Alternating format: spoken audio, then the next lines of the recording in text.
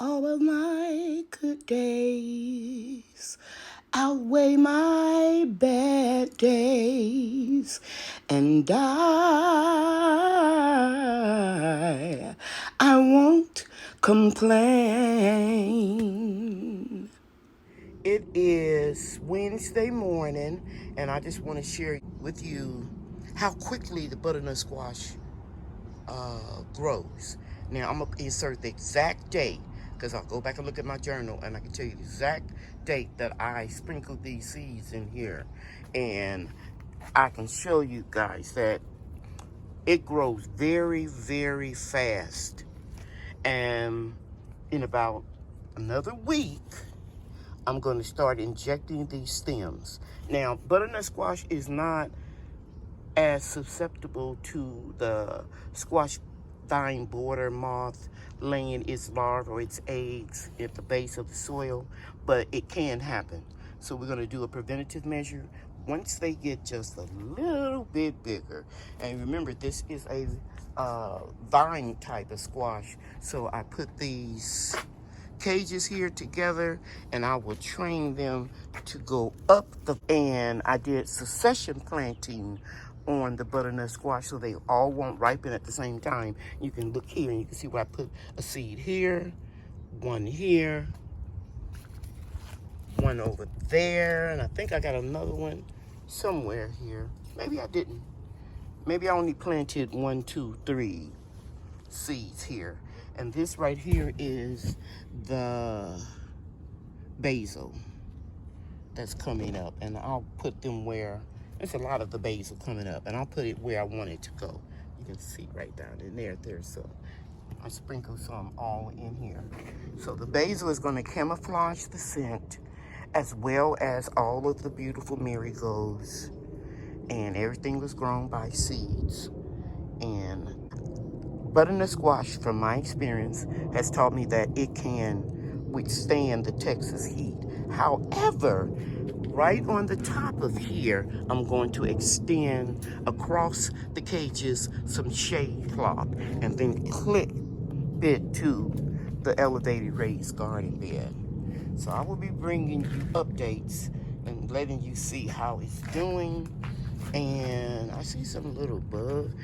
Okay, it's a little fly. And right here, you can see 2 flies that were caught on this little yellow sticky paper that I get from Amazon. You can get it in bigger sheets and cut it the way you want to. And you can see some flies caught up here. A lot of flies. Let me show you right there. And it'll, those cabbage moths, they'll be attracted to that yellow sticky paper as well.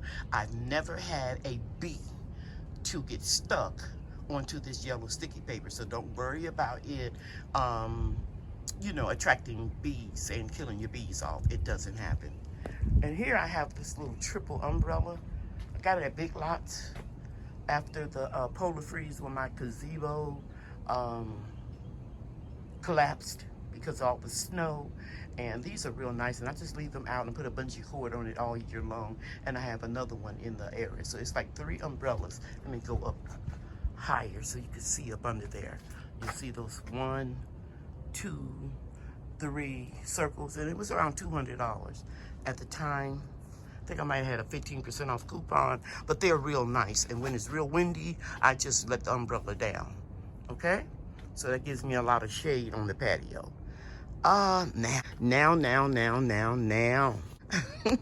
I can't hardly contain my excitement, guys. I'm gonna pan up, and I want you to pan up there. I'm going closer, and I want you to see my beautiful mimosa tree flowers. This is what I saw on vacation about 3.5 years ago, and I came back and I researched it, and I bought the seeds, and it's such a beautiful feeling, guys, to grow something from seed and to see it produce. Let me go in closer and let you see the flowers. And there they are. Aren't they beautiful? And they're going to get bigger. And you can see a little bit in the trees. Hey, guys, it's about 20, 25 feet tall. I can't possibly have to get on a ladder to show you how beautiful they are. But once these all open up here and all over these two trees, you're gonna get the real beauty. But I'm just so excited, I just had to share it with you and let you see what it looks like now. But they're gonna get bigger and fuller. And I'm just, wow, God is so good. This is so beautiful. 2 little tiny seeds, guys, produced these humongous trees. And they can grow. I'm gonna go closer down in here and let you see how big those trees are, the girth of the tree in the ground there. And here's the other one. Let's see. Pull this back and let you see how big they are. From 2 tiny seeds. The little flowers here. Wow. And all up in here. Beautiful. It attracts a lot of hummingbirds and other pollinators to the food forest. Now, here's something else I want to show you. Here is the saplings of the mimosa tree that I shared with you guys. This one, the biggest one, will be going to the Odom's homestead. I was waiting for it to get a little bit bigger. I used to have a humongous crepe myrtle bush. My husband planted it when we first bought the house 31 years ago, and about 3 years ago I cut it down because it had gotten so big that it was shading all of this area out here. And guys, I never did drill up the stump. It was just too much to move because the root ball was so massive. But look at here. Let you see how fast, or how far I should say, the roots can travel from where it was originally planted over there. I have a little tree or a bush coming up here. Now it has some, what do you call those grapes? Concord grapes. Vines keep coming up every year. I'm gonna dig them up again, but I'm gonna let this bush grow right here because it is pretty, very pretty. And you can see all of that comfrey, guys. Look at all of that comfrey that grew back. And over here, we have a couple of pawpaw trees. 1, 2, and 1 right here. But I think I got 2 pieces of fruit growing over here for the first time. And a couple on that one. But after I clear this area right in here, I'll be able to get through. I'm gonna get me my walking cane and I'll beat it and make sure there's no snakes in the area and get my weed whacker and start whacking some of this down. Okay, and then we'll get a good look at the pawpaw. But I think, I'm trying to go closer. I think it might be the first year, because you can see right there and right in here and there, there's fruit on those trees. But I got to get in here and get it cleaned up. Okay guys, here are my 3 boxes on this platform where I don't have to bend over or anything to harvest my strawberries or onions. And as you can see, most of them are leaning over. And when your onions start to lean over, guys, it's time to harvest them. Look at this one. So I'm gonna harvest this one. See how limp that is, and it's dying back and it's bent over. And it's very easy to harvest them because I've been constantly pushing the soil back. That is a nice onion. Okay, so I'm gonna harvest them and just let them stay in here to dry till later on today when I have time. Let me pull this one up. You can see it's all bent all the way down. Whoops, and there it is.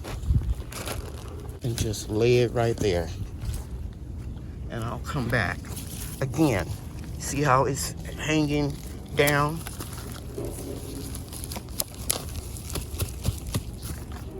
Even this one is a smaller one, probably because it didn't have enough room to grow right there. And I put it too close together, but it's hanging down. It's not gonna grow anymore. Or if it grows, it'll be very little. This one, the same thing.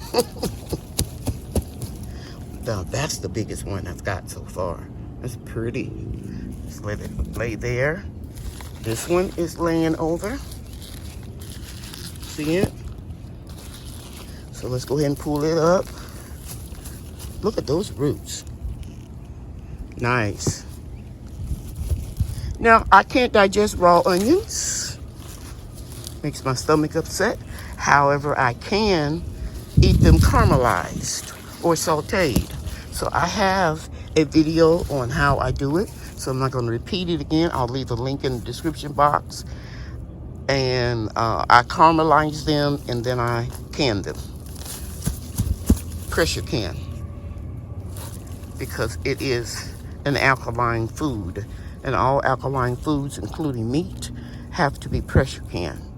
Okay, see how I can I don't even have to bend down, guys, and pull these weeds out of here. But I'm gonna go closer to the roots so I can pull up the whole thing. There it is right there. So I'm just gonna put it down here. I'll pick it up later because there's some seeds. So if you're a senior citizen, or if you know somebody that's a senior citizen, or someone that has motility issues, buy them a couple of, and they like gardening, buy them a couple of these little sawhorses. They're really inexpensive. One over there and one over there, and it can hold 1,000 pounds. And then I get the wood at the discontinued or marked down area. Any size will work. And this one only did 2. Make sure you have a gap so that the water can run down. It won't warp the wood.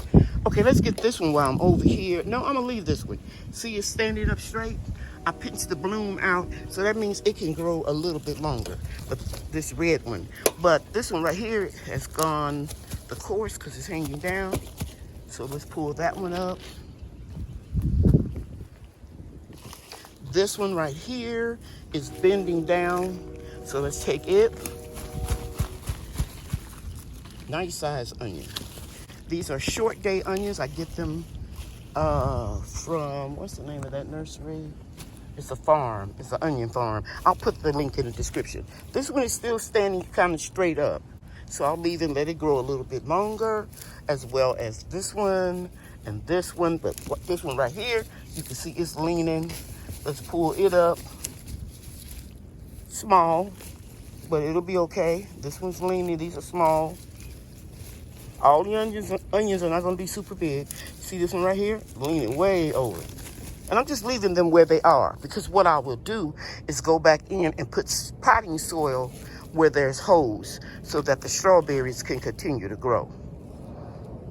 Okay, it's gotten a little too hot out here right now because I grow strawberries all year long. So, you know, I've harvested most of them. Let's get this onion right here. It's a big bulb and the stems are leaning all the way over. It's a big one. Look at that. Isn't that great? Beautiful. Like a baseball. Here's another one. And then these are standing straight up right here. I think this is the succession planting that I did.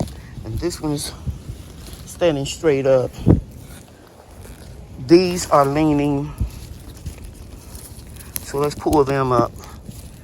It's real close to a strawberry crown. A new strawberry crown. Because you see those little tiny little strawberries. This is one that I propagated. They're not big enough to eat, so I just let it stay there. Nutrition will go back into the soil. And you see this is going to free up some space right in here where this crown is. That's why it couldn't grow that big. Couldn't grow that big. It needs soil there.